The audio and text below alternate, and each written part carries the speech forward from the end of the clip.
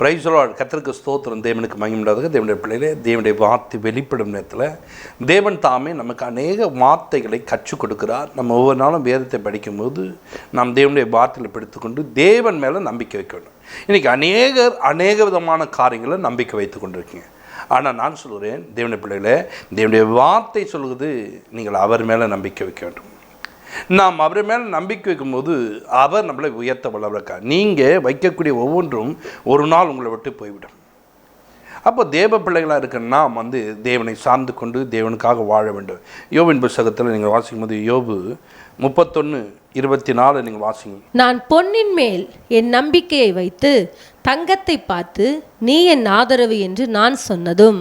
கவனிங்க, நான் பொன்னின் மேல் நம்பிக்கை வைத்து என்னுடைய நம்பிக்கை நாங்கள் வைக்க மாட்டேன். தங்கத்தை பார்த்து நான் என்ன பண்ண மாட்டேன், நீ தான் என் ஆதரவுன்னு சொல்ல மாட்டேன். இன்றைக்கி அநேகர் பாருங்கள், பணத்தை சம்பாதித்து தங்கத்தின் மேலே நிறைய நேரத்தில் பணத்தை போடுறாங்க. போட்டு ஏன்னா ஒரு ஆபத்துன்னு சொன்னால் இந்த தங்கத்தை போய் வச்சோம்னா வச்சுக்கல, இவைகளால் நம்ம என்ன பண்ணலாம், அவைகளை பெற்றுக்கொள்ள முடியும், வீட்டை கட்ட முடியும், ஒரு கடனை அடைக்க முடியும். அப்போ பாருங்கள், இந்த தங்கம் தான் இன்வெஸ்ட்மெண்ட்டாக நிறைய பேர் மாற்றிட்டாங்க. அது மேலே பெரிய நம்பிக்கை. அந்த தங்கத்தை சேர்த்து வைப்பதில் ஒரு கூட்டம் இன்றைக்கி ரொம்ப வேகமாக வேலை செஞ்சு கொண்டிருக்கு. ஒரு நாள் நீங்கள் சேர்த்து வைக்கிற தங்கமும் வெள்ளியும் வீதியில் கிடக்கும் என்று சொல்லியிருக்கு வேதம். உன் நம்பிக்கை அன்றைக்கி வீணாக போய் ரோட்டில் நிற்கும். அன்றைக்கி அதுக்கு மதிப்பே இருக்காது. அன்றைக்கி சொல்கிறேன், யோபை நீங்கள் பார்க்கும்போது பாருங்கள், நான் தங்கத்தின் மேலே நம்பிக்கை வைத்து, கவனிச்சிங்களா? அது மாத்திரம் இல்லை, அவர் சொல்கிறாரு, நான் பொண்ணை பார்த்து என்ன பண்ண, நீ தான் என் ஆதரவுன்னா சொன்னது கிடையாது, நான் சொல்ல மாட்டேன். அப்போ யார் மேலே நம்பிக்கை வைக்கிறா? என் தேவன் மேலே நான் நம்பிக்கை வைப்பேன்னு சொல்கிறார். இன்றைக்கி நீங்கள் யார் மேலே நம்பிக்கை வைக்கிறீங்க? ஒரு சிலர் பார்ப்பேன், இந்த பிள்ளையை தான் நம்பியிருந்தேன், இந்த பிள்ளை இப்படி விட்டுட்டு போயிட்டாயா, இந்த பொண்ணை தான் ஏன் நம்பியிருந்தேன், இந்த பொண்ணு என்ன இப்படி விட்டுட்டு போயிடுச்சியான்னு. உன் நம்பிக்கை வீணாக போச்சா? நான் ஆராதிக்கிற தேவன் ஒரு நாளும் உன்னை விட மாட்டான்.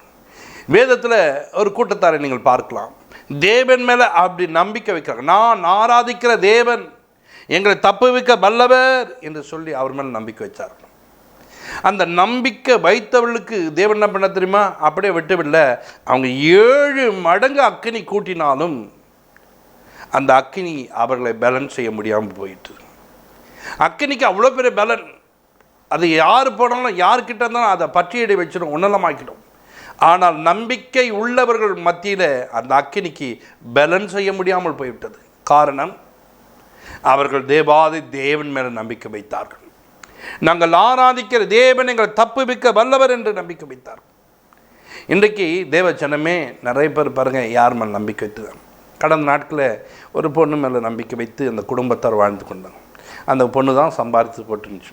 திடீர்னு பாருங்கள், எங்கேயோ வெளியில் போகிற நேரத்தில் ஒரு பையனோடு போகும்போது அந்த பிள்ளை கீழே விழுந்து அடிபட்டுச்சு. அந்த பிள்ளை செத்து போயிடுச்சு. அந்த குடும்பத்தார் ஓன்னு அழுகுறாங்க, என் பிள்ளை தாங்க என் குடும்பத்தை பார்த்துக்குங்க, என் பிள்ளை தாங்க என் குடும்பத்தை நடத்துங்க, என் பிள்ளை தான் எல்லாமே செய்யும். அந்த பிள்ளையே போயிடுச்சு. பார்த்தீங்களா? நம்பிக்கை வைத்த பிள்ளை 1 வருட காலங்கள் கூட அவங்களுக்கு என்ன பிள்ளை அந்த நம்பிக்கையாக இருக்க முடியவில்லை. எப்பொழுது யாருக்கு என்ன மரணம் ஏற்படுமோ தெரியாது, யாருக்கு எப்போ எந்த பிரச்சனை வரணும்னு தெரியாது. ஆனால் நீங்கள் நம்பிக்கையோட காரங்கள் உங்களை விட்டு விலகி போகும்போது நீங்கள் கஷ்டப்படுவீர்கள். ஆனால் நீங்கள் சாத்ராக் மேஷாக்கை பார்க்கும்போது அவர்கள் தான் உண்டு பண்ணின தேவன் மேலே நம்பிக்கை வைத்தார். தன்னோடு கூட வந்த அடிமைகளாய் வந்த அநேக ஜனத்து மேலே அவங்க நம்பிக்கை வைத்து, நாங்கள்லாம் இருக்கிறோம், அதனால் நான் அப்படி ஆராதிக்க மாட்டேன், எங்களுக்கு உதவி செய்வாங்கன்னு சொல்ல. அவர் யார் மேலே இருக்குன்னா தேவாதி தேவன் மேலே நம்பிக்கை வைத்தார். இன்றைக்கு நீங்கள் யார் மேலே நம்பிக்கை வைத்திருக்கீங்க? யாரை ஆதரவாய் கொண்டு இருக்கிறீங்க? யார் மேலே நீங்கள் பற்றுதலாக இருக்கீங்க? யோசித்துப்பார், சிந்தித்துப்பார். இன்றைக்கி அதை மாற்றிக்கொள். உனக்கு ஒரு தேவன் இருக்கிறார், அவர் மேலே நம்பிக்கை. நான் ஒரு 10 சவரன் சேர்த்து வச்சிட்டேன், அது மேலே பெரிய நம்பிக்கையோடு இருக்கிறேன் என்று எண்ணிக்கொண்டிருக்காது. அந்த பொண்ணும் பொருளும் உன் வாழ்க்கையில் ஒரு பெரிய இழப்பை கொண்டு வந்துவிடும். கடந்த நாட்களில் டிவி நிகழ்ச்சியில் பார்க்குறோம். அங்கே பார்க்கும்போது பார்த்திங்கன்னா ஒரு நியூஸில் 500 சவரம் போட்டு திருமணம் பண்ண வேண்டியவர் 300 சவரம் போட்டுவிட்டு 200 சவரம் அப்புறமேட்டு தரேன்னு சொன்னார். ஆனால் அந்த குடும்பத்தில் நடந்த பிரச்சனையில் அந்த மக மரித்து போய்விட்டார். அந்த தகப்பன் தன் பொண்ணை இவ்வளோ உயர்வாய் இவ்வளோ மேன்மையாக நல்ல இடத்துல கட்டி கொடுத்துன்னு சந்தோஷமாக அந்த ஒரு குடும்பத்துக்குள்ளே அவர் சேர்த்து வைத்த தங்கம் அவர் சேர்த்து வைத்த அந்த பொண்ணும் பொருளும் அவருக்கு உதவியாக இருந்தானா அவருடைய பிள்ளையுடைய உயிரை வாங்கக்கூடியதாய் மாறிவிட்டது. இன்றைக்கி நீங்கள் பாருங்கள், எப்போ பாரு வேலை செஞ்சு என்ன பண்ணுது, அந்த பொண்ணும் பொருள் மேலே நிறைய பேர் அந்த சேட்டுக்களில் போயிட்டு பணத்தை சேர்க்கறதுல தான் ரொம்ப குறிக்கோளாக இருக்கிறாங்க. ஏன்னா அவங்ககிட்ட கட்டினோம்னா என்ன பண்ணலாம், ஒரு பொண்ணை வாங்கலாம், ஒரு பொருளை வாங்கலாம் அப்படின்னு சொல்லிட்டு ஆசையாக வாங்கி வைத்து திருமண நாட்களுக்கு இது தேவைப்படும், திருமண நாட்களுக்கு இது வேண்டும் என்பதை எண்ணிக்கொண்டிருக்காங்க. தேவனுடைய பிள்ளையில வேதம் அழகாய் சொல்லுது, நான் பொன்னின் மேலே நம்பிக்கை வைத்து. மனுஷனா என் நம்பிக்கை நாங்கள் வைக்கிறது கிடையாது. தங்கத்தை பார்த்து நீ என் ஆதரவு என்று நான் சொன்னது இல்லை, சொல்ல மாட்டேன். இன்றைக்கி நீங்கள் யார் மேலே நம்பிக்கை வைக்கிறீங்க? யோசித்துப்பார், சிந்தித்துப்பார். தேவனாகிய கர்த்தர் மேலே நம்பிக்கை வை. தேவன் உன்னை வழிநடத்த வல்லவராக இருக்கிறார். தேவனை சார்ந்து கொண்டு வாழ கற்றுக்கொள். சங்கீதத்தில் 52 சங்கீதத்தில் 7 வசனம் வாசி. இதோ தேவனை தன் பலனாக எண்ணாமல் தன் செல்வ பெருக்கத்தை நம்பி தன் தீவினையில் பலத்து கொண்ட மனுஷன் இவன்தான் என்பார்கள். கவனிங்க, தேவன் மேல நம்பிக்கை வைக்காமல் தன்னுடைய செல்வத்தினாலே, தன்னுடைய செல்வத்தினுடைய பலத்தினாலே ஒரு மனிதன் வாழ்ந்து கொண்டிருக்கும் போது, ஒரு நாள் உன் வாழ்க்கையில் ஒரு பிரச்சனை வரும்போது அன்னைக்கு தெரியும் இவன் வாழ்ந்த வாழ்க்கையுடைய முடிவு. பாருங்கள், இன்றைக்கு நிறைய பேரை பாருங்கள், தேவனை தேடுகிற நேரங்களில் அதை விட்டு விட்டு வேலைக்கு போயிட்டு அதை சம்பாதித்து எக்ஸ்ட்ரா வேலையை பார்த்து ஏதாவது காரியங்களை பண்ணி என்ன பண்ணோம், ஒரு சைடு ஒரு இன்கம் பார்த்து ஒரு வீட்டை கட்டிவிட வேண்டும், ஒரு பொண்ணு பொருளை வாங்கிவிட வேண்டும், ஒரு காரியங்கள் எப்படியாவது இந்த நாட்களில் செஞ்சணும்னு சொல்லிட்டு ரொம்ப பிரயாசமாக வர்றேன். ஆனால் அந்த நாட்களில் நீ தேவனோடு கூட இருக்க வேண்டிய நாட்கள், அந்த நாட்கள் தேவனோடு கூட பழக வேண்டிய நாட்கள், அந்த நாட்களை நீ விட்டு விட்டாய் என்று சொன்னால் உன் வாழ்க்கையில் இன்றைக்கு ஒரு மரணம் ஏற்படும்னால் எங்கே போய் நிற்ப, எங்கே போய் சேர்வ? நீ சேர்த்து வைத்த பொன்னும் பொருளும் உன்னை பரலோகத்துக்கு கொண்டு போக முடியுமா? பரலோகத்தில் போய் நிற்க முடியுமா?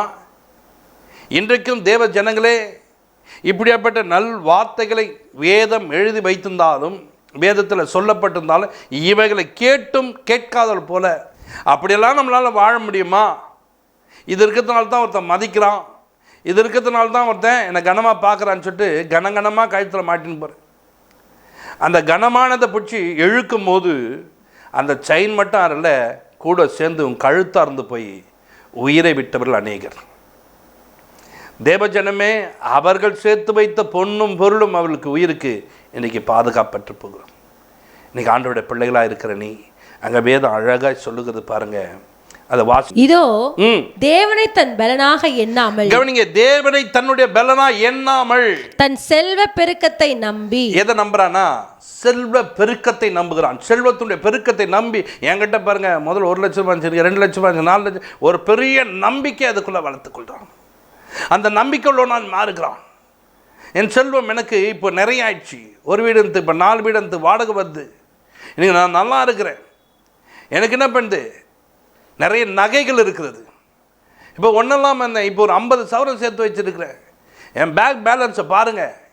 ஒரு நாள் 100 ரூபா பேலன்ஸ் இல்லாத நீங்கள் இன்றைக்கி பணம் சேர்ந்த உடனே 5 லட்சம் 10 லட்சம் உள்ளே சேர்ந்த உடனே நம்பிக்கை ஃபுல்லாக யார் மேலேனா செல்வ பெருக்கின் மேலே நம்பிக்கை வைக்கிறேன்.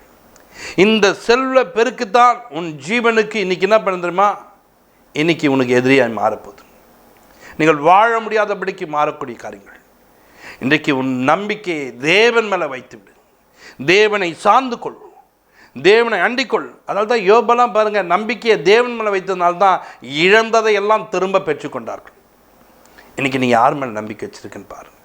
உன் நம்பிக்கை தேவன் பக்கமாய் திருப்பு, தேவனை அண்டிக்கொள், தேவனுக்காக வாழ்க்கட்டும். நீதிமொழிகளில் 11ஆம் அதிகாரத்தை நீங்கள் வாசிக்கும் போது 11 28 வசனம் வாசிங்க. தன் ஐஸ்வர்யத்தை நம்புகிறவன் விழுவான், நீதிமான்களோ துளிரை போல தழைப்பார்கள். கவனிங்க, இன்றைக்கு தன்னுடைய ஐஸ்வர்யத்தை ஒரு மனிதன் நம்புகிறான் என்று சொன்னால் அவன் அதில் விழுந்து போவான் என்று சொல்லுது. உன்னுடைய ஐஸ்வர்யம் உன்னை விழ பண்ணிடும். உன் ஐஸ்வர்யம் உங்ககிட்ட இருக்கிறவர்களும் நீ என்ன பண்ணுறதுனா பயந்து பயந்து பயந்து பயந்து போனோம். ஒன்றும் இல்லாத நானே தைரியமாக போக முடியும்.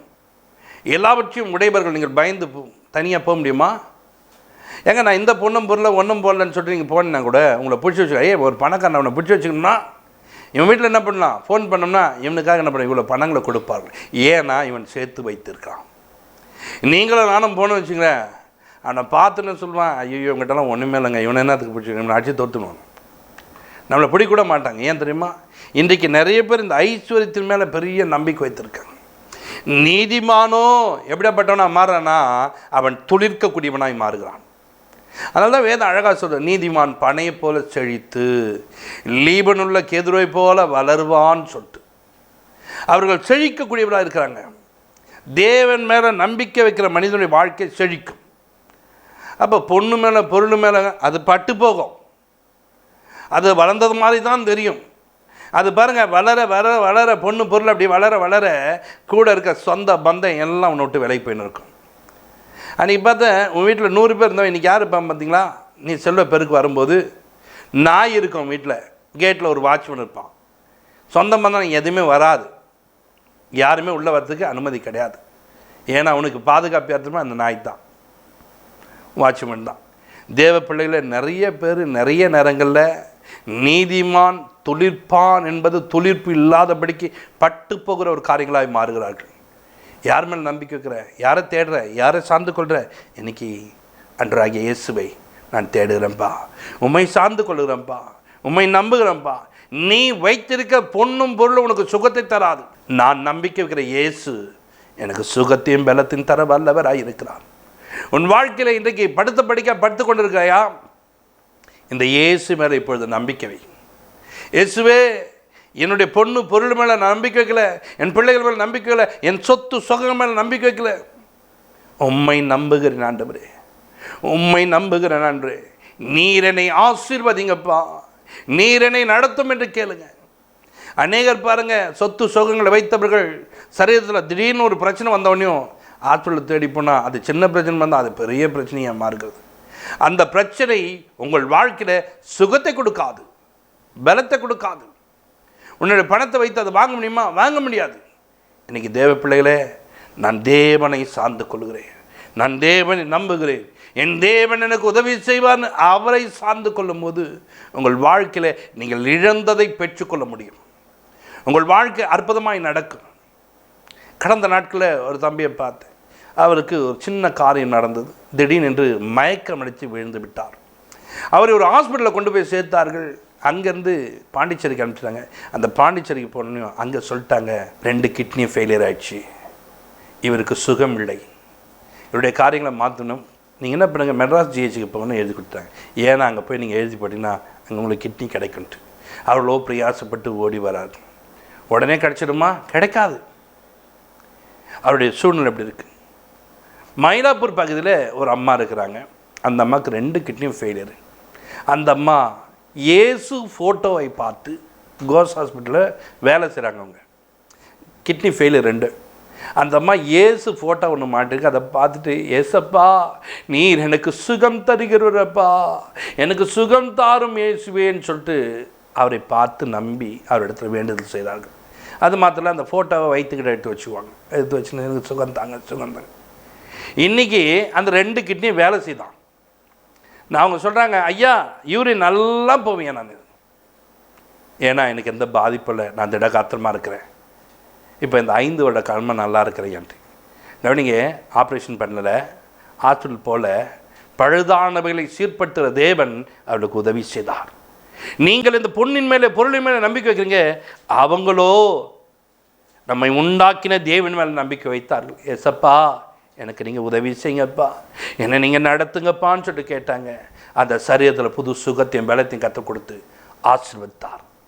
இப்போதும் தேவ சமூகத்தில் காத்திருக்க பிள்ளைய, உங்கள் வாழ்க்கையில் தேவன் நன்மை செய்ய வல்லவராக்கா. ஜெபிப்போம். பரலோக பிதாவே, உமக்கு நன்றி செலுத்துகிறோம். யோபு ஆண்டவரே, பொன்னின் மேலே நம்பிக்கை வைக்கவில்லை ஆண்டவரே, தங்கத்தை பார்த்து நீர் என் ஆதரவு என்று சொல்லவில்லை ஆண்டவரே. உம்மை சார்ந்து கொண்டார்கள், உம்மை நம்பினார்கள், உங்கள் மேலே பற்றுதான் இழந்ததை எல்லாம் திரும்ப தந்து ஆசீர்வதி. இன்றைக்கும் யாரெல்லாம் என்னென்னத்தை இழந்துட்டு இருக்காங்களோ, ஏசு கிறிஸ்து மேலே நம்பிக்கை வைக்கும் போது அப்படி வாழ்க்கையில் இழந்ததெல்லாம் திரும்ப கிடைக்க கர்த்தாவே உதவி. ஏசு கிறிஸ்துவின் ஜெபத்திற்கு நல்ல பிதாவே, ஆமென். God bless you.